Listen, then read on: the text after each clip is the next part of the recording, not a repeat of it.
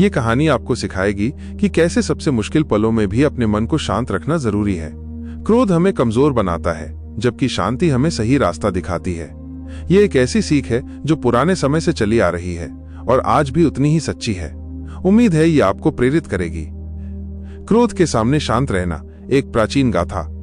बहुत समय पहले की बात है, एक हरे भरे वन में आनंदवन नाम का एक शांत और सुंदर आश्रम था। यह आश्रम एक ऐसे ऋषि का घर था जिन्हें लोग ज्ञानदेव के नाम से जानते थे। ज्ञानदेव अपनी असीम शांति, गहरे ज्ञान और किसी भी परिस्थिति में अपने मन को विचलित न होने देने की अद्भुत क्षमता के लिए पूरे क्षेत्र में विख्यात थे। उनके आश्रम में देश के कोने कोने से शिष्य आते थे, जो उनके चरणों में बैठकर जीवन के गूढ़ रहस्य सीखते थे। आनंदवन के पास ही एक बड़ा गांव था, जहां ग्रामीण सुख शांति से रहते थे। वे अक्सर आश्रम आकर ज्ञानदेव से सलाह लेते और आशीर्वाद प्राप्त करते। ज्ञानदेव और उनके शिष्य प्रकृति के साथ सामंजस्य बिठाकर रहते थे और वन उनके लिए एक पवित्र स्थान था। एक वर्ष वर्षा कम हुई और वन में भयानक सूखा पड़ गया। नदियां सूख गईं, तालाब खाली हो गए और चारों ओर धूल उड़ने लगी। जानवरों को पानी नहीं मिल रहा था और पेड़ पौधे मुरझा रहे थे। गांव में भी पानी की कमी होने लगी, जिससे लोगों में चिंता और बेचैनी बढ़ने लगी। इसी दौरान वन में एक भयंकर आग लग गई। शायद किसी यात्री की लापरवाही या तपती धूप के कारण आग तेजी से फैलने लगी। आग की लपटें आसमान छूने लगी और धुएं के काले बादल पूरे जंगल पर छा गए। ये आग आनंदवन आश्रम की ओर तेजी से बढ़ रही थी। गांव के लोग और आश्रम के शिष्य भयभीत हो उठे। उन्होंने कभी ऐसी आपदा नहीं देखी थी। कुछ शिष्य चिल्लाने लगे, गुरुदेव, ये क्या हो रहा है? सब कुछ जल जाएगा, हमें तुरंत भागना चाहिए। कुछ ग्रामीण जो आश्रम के पास थे क्रोधित होकर चिल्लाए, ये सब लापरवाही का नतीजा है। इस आग को किसने लगाया? चारों ओर शोर, दहशत और क्रोध का माहौल था। लेकिन ज्ञानदेव अपने कुटिया के सामने स्थित एक बड़े वृक्ष के नीचे अपनी आंखें बंद किए अत्यंत शांत मुद्रा में बैठे थे। उनके मुख पर न तो भय की एक रेखा थी और न ही क्रोध का कोई निशान। उनका चेहरा उतना ही शांत था जितना कि एक निर्मल सरोवर। एक शिष्य, जिसका नाम विमल था, भागा भागा उनके पास आया और घुटनों के बल बैठकर बोला, गुरुदेव, आग हमारे करीब आ रही है, हम सब नष्ट हो जाएंगे। क्या आपको क्रोध नहीं आ रहा? क्या आपको चिंता नहीं हो रही? ज्ञानदेव ने धीरे से अपनी आंखें खोली। उनकी दृष्टि में अथाह शांति और करुणा थी। उन्होंने विमल की ओर देखा और एक धीमी गहरी सांस ली। वत्स विमल, उन्होंने शांत स्वर में कहा, क्रोध अग्नि में घी का काम करता है। ये बाहरी आग से भी अधिक विनाशकारी है। यदि हम अपने मन में क्रोध की आग जला लेंगे तो हमारा विवेक जल जाएगा और हम कभी भी इस चुनौती का सामना नहीं कर पाएंगे। ये सुनकर शिष्य और ग्रामीण हैरान रह गए। ऐसी विनाशकारी स्थिति में भी गुरुदेव इतने शांत कैसे रह सकते हैं? ये बात उनकी समझ से परे थी। लेकिन ज्ञानदेव की शांति ने एक अनूठा प्रभाव डाला। उनके शांत मुखमंडल को देखकर धीरे धीरे आसपास के लोगों का शोर कम होने लगा। ज्ञानदेव ने धीरे धीरे खड़े होकर चारों ओर देखा। आग की लपटें और तेज हो चुकी थीं और धुएं से सांस लेना मुश्किल हो रहा था।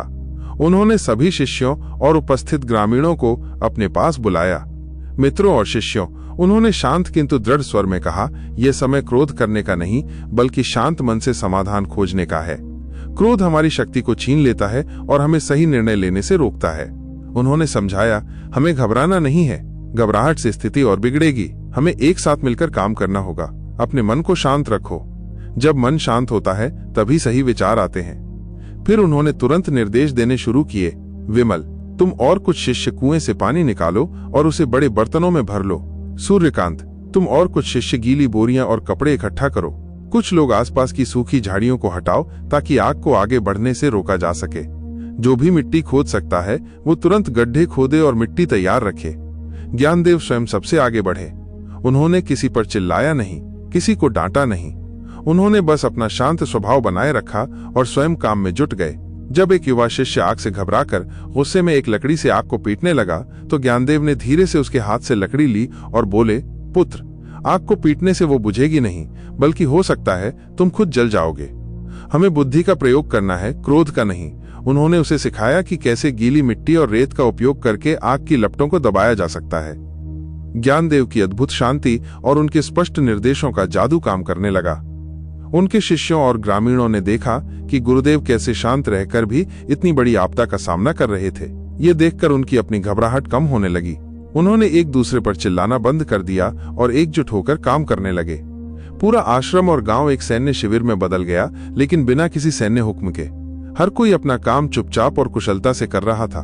कुछ लोग पेड़ों पर चढ़कर आग के फैलाव को रोकने की कोशिश कर रहे थे, कुछ पानी डाल रहे थे और कुछ ने आग की दिशा बदलने के लिए छोटी छोटी नालियां खोदनी शुरू कर दी थीं। ये सब ज्ञानदेव की शांति और उनके शांत नेतृत्व का परिणाम था। वे जानते थे कि क्रोध केवल विभाजन पैदा करता है, जबकि शांति सहयोग को बढ़ावा देती है। कई घंटों तक आग से संघर्ष चलता रहा। कभी लगता कि आग आश्रम को निगल जाएगी, तो कभी लगता कि वे सफल हो जाएंगे।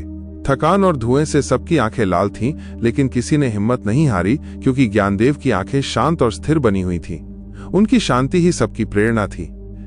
सूर्य ढलने लगा था और आसमान में नारंगी रंग फैल रहा था। एक निर्णायक क्षण आया जब एक बड़ी लपट आश्रम की मुख्य कुटिया की ओर बढ़ी। सभी की सांसें थम गईं, लेकिन ज्ञानदेव ने जरा भी घबराए बिना स्वयं आगे बढ़कर गीली मिट्टी और पत्तियों का उपयोग करके उस लपट को नियंत्रित किया। उनके इस धैर्य और साहस को देखकर शिष्यों और ग्रामीणों में नई ऊर्जा का संचार हुआ। आखिरकार अंधेरा होने तक अथक प्रयासों और ज्ञानदेव की शांतिपूर्ण रणनीति के कारण आग पर पूरी तरह से काबू पा लिया गया। आश्रम और गांव को काफी हद तक बचा लिया गया था। हालांकि वन के एक बड़े हिस्से में आग ने तबाही मचाई थी। सभी लोग थककर चूर हो चुके थे, लेकिन उनके चेहरों पर जीत की खुशी और एक गहरी संतुष्टि थी। ज्ञानदेव ने सभी को अपने पास बैठाया। शाम की ठंडी हवा चल रही थी और धुएं की हल्की गंध हवा में घुली हुई थी। उन्होंने सभी की ओर देखा और कहा, आज हमने एक भयानक आग का सामना किया। ये आग बाहरी थी, लेकिन यदि हम क्रोधित हो जाते तो एक और आग हमारे भीतर जल उठती। वो आग हमें आपस में लड़वाती, हमारे निर्णयों को धुंधला करती और हमें कमजोर बनाती। उन्होंने आगे कहा, क्रोध एक ऐसा विष है जो सबसे पहले उसी व्यक्ति को जलाता है जो उसे धारण करता है। यह हमारी बुद्धि को छीन लेता है और हमें सही गलत का भेद नहीं करने देता। आज हमने देखा कि शांति कितनी शक्तिशाली है। जब हम शांत रहते हैं तो हमारा मन स्पष्ट होता है। हम समस्याओं को बेहतर ढंग से समझ पाते हैं और समाधान खोजने में सक्षम होते हैं। हमने एक साथ मिलकर काम किया क्योंकि हमारे मन शांत थे और हमने एक दूसरे पर क्रोध नहीं किया। ज्ञानदेव ने मुस्कुराते हुए कहा, आज हमने सिर्फ आश्रम को नहीं बचाया, बल्कि हमने ये भी सीखा कि जीवन में कितनी भी बड़ी चुनौती क्यों न आए, यदि हम अपने मन को शांत रखें और धैर्य से काम लें तो हम किसी भी बाधा को पार कर सकते हैं। क्रोध हमें अंधा कर देता है, जबकि शांति हमें रास्ता दिखाती है। उनके शब्दों ने शिष्यों और ग्रामीणों के दिलों में गहरा स्थान बना लिया। उन्होंने कभी नहीं सोचा था कि ऐसी भयानक आपदा में भी कोई इतना शांत रह सकता है। उस दिन के बाद आनंदवन आश्रम और आसपास के गांव में ज्ञानदेव की शांति और धैर्य की गाथाएं सुनाई जाने लगीं। हर कोई समझ गया कि सच्ची शक्ति चीखने, चिल्लाने या गुस्सा करने में नहीं है, बल्कि कठिन से कठिन परिस्थितियों में भी अपने मन को शांत और स्थिर रखने में है। ये वो पाठ था जो उन्होंने आग से भी बड़ी आपदा को शांति से जीतकर सीखा था। माइनस क्रोध के सामने शांति ही सबसे बड़ा शस्त्र है।